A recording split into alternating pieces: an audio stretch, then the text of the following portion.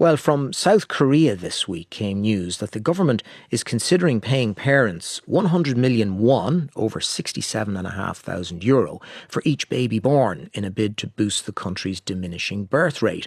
And companies too are chipping in. Freelance journalist Ash Potter joins us on the line from Seoul. Ash, you're very welcome to the programme. What kinds of incentives are already being offered to encourage births in South Korea? Thanks for having me on, Richard. So when it comes to the government incentives, there is an incentive of every single child born in 2024 can receive 29.6 million won, that's roughly 20,000 euro, in support over 8 years. And on top of that, there's also a first encounters voucher, that's a lump sum of 2 million won, that's roughly 1,300 euro, for the first child, and then on top of that, 3 million won, 2,000 euro roughly for the second, along with monthly payments in the first 2 years of birth.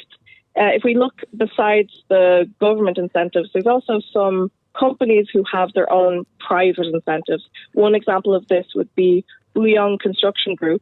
So they offered $75,000, that's about 69,000 euro, bonus for each of their employees who had a child. And at the time of this report, 66 employees took this up.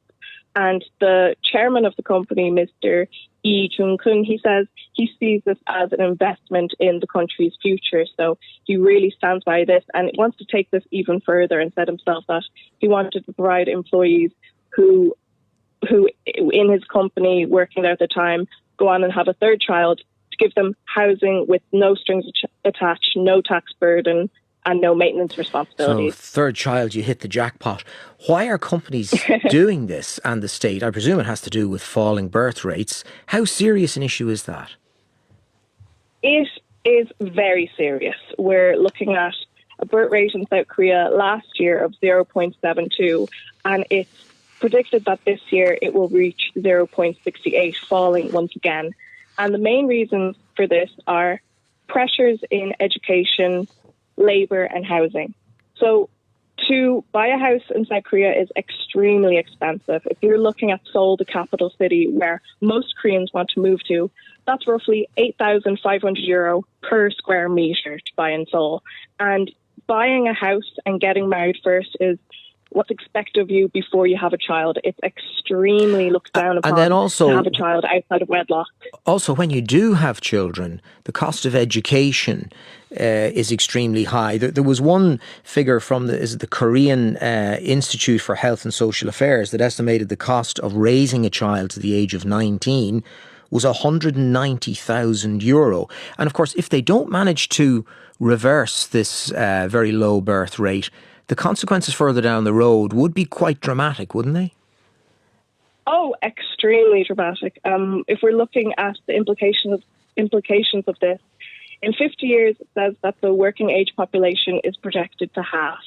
So this means that the pool for mandatory military service will decrease by 58%.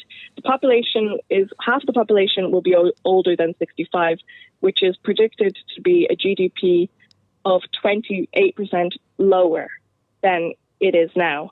The national pension is also forecasted to run out of money in just under 30 years also, which is why the government is spending so much money towards this. Private companies also really want to ensure in the future of Korea. But despite all of these incentives and subsidies, it is not working, and it just continues to get worse and worse every year. And South Koreans do work among the longest hours based on international surveys as well.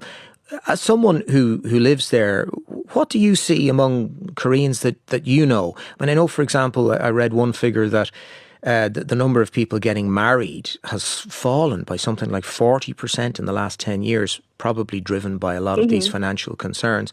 What are they saying to you about the future? Yeah, most of my friends, they echo the exact same sentiment, that it's too expensive to get married, afford a house, have a child, all the costs that come with that.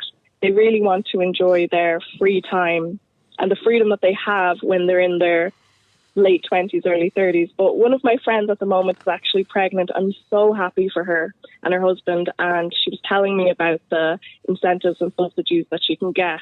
She would be a little bit older now. She's 40, but this is becoming more common in Korea. And it's linked to why there's even less babies, because couples are waiting much longer in life to have their first child. And one of the interesting things that she can receive actually is a free helper after she gives birth that will cook and clean and help look after the baby while she's recovering. That sounds brilliant. But is it working?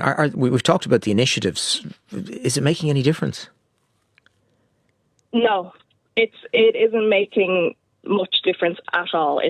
We're seeing no difference, and it can be linked to culture can be more powerful than incentives and subsidies sometimes. And this is not just something that's affecting South Korea. We're seeing very similar cases in the region. In Japan, the fertility rate hit a record low of 1.26 in 2022. China hit 1.09. And these are countries that have a similar viewpoint of children are within a marriage, and they also have similar high overtime work, and other countries are going to face unaffordability. One wonders whether we're looking at the future as well in a lot of other countries closer to home, as well as outside of Asia. Ash Potter, journalist on the line there from Seoul. Thank you very much for joining us on the programme.